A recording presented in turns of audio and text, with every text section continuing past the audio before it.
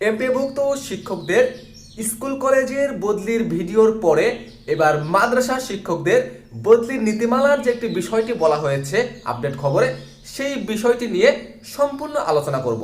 তো প্রিয় দর্শক, সবাই সম্পূর্ণ ভিডিওটি দেখবেন, তাহলে এই বদলির সুখবরটি অবশ্যই আপনি বুঝতে পারবেন। আর যদি আপনি আমাদের এই চ্যানেল নতুন হয়ে থাকেন, তাহলে চ্যানেলটি এবং পেজটি এখনই সাবস্ক্রাইব করে রাখুন এবং ফলো দিয়ে রাখুন, এবং পাশে থাকা বেল বাটনটা প্রেস করতে ভুলবেন না। তো প্রিয় দর্শক, তাহলে আর দেরি নয়, শুরু করা যাক।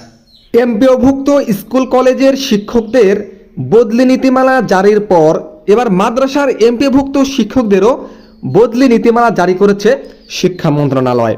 স্কুল কলেজের মতো মাদ্রাসা শিক্ষকদের বদলির ক্ষেত্রেও কর্মজীবনে 2 বার ও শিক্ষিকারা 3 বার কর্মস্থল বদলানোর সুযোগ রেখে গতকাল রোববার নীতিমালা জারি করেছে শিক্ষা মন্ত্রণালয়ের কারিগরি ও মাদ্রাসা শিক্ষা বিভাগ।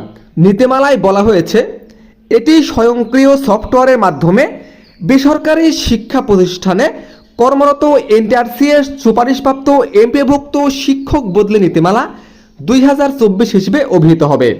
এতে আরও বলা হয়েছে, প্রতি বছর 1 অক্টোবর থেকে 30 অক্টোবর পর্যন্ত অনলাইনে শিক্ষকরা বদলির আবেদন করতে পারবেন। এর আগে প্রতি বছর 15 সেপ্টেম্বরের মধ্যে এনটিআরসিএ প্রতিষ্ঠান ভিত্তিক শূন্য পদের চাহিদা প্রকাশ করবে। মাদ্রাসা শিক্ষা অধিদপ্তর আবেদন নিষ্পত্তি করে প্রতি বছর 30 নভেম্বরের মধ্যে বদলির আদেশ জারি করবে।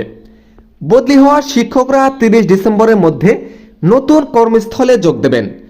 শিক্ষকরা নিজ জেলায় বদলির সুযোগ পাবেন।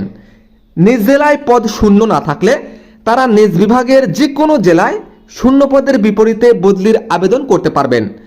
চাকরিতে প্রথম যোগদানের 2 বছর পূর্ণ হলে বদলির যোগ্য হবেন শিক্ষকরা। বদলি হয়ে নতুন কর্মস্থলে যোগ দেওয়ার 2 বছর পর বদলির আবেদন করতে পারবেন। একজন শিক্ষক কর্মজীবনে 2 বার ও শিক্ষিকা 3 বার বদলির সুযোগ পাবেন বলে নীতিমালায় বলা হয়েছে। একটি শূন্য পদের জন্য একাধিক আবেদন পাওয়া গেলে অগ্রাধিকার বিবেচনায় সিনিয়রিটি, নারী ও দূরত্ব বিবেচনা অগ্রাধিকার পাবে। সিনিয়রিটির বিচার হবে চাকরিতে যোগদানের তারিখের ভিত্তিতে। একটি মাদ্রাসা থেকে বছরে একজনই বদলির সুযোগ পাবেন। তো প্রিয় এমপিভুক্ত বেসরকারি শিক্ষকগণ, আশা করি আজকের এই ভিডিওটির খুঁটিনাটি বুঝতে পেরেছেন। তো প্রিয় দর্শক, পরবর্তী আপডেট আসা পর্যন্ত আমাদের এই পেজটি এবং এই চ্যানেলটি এখনই সাবস্ক্রাইব এবং ফলো দিয়ে রাখুন।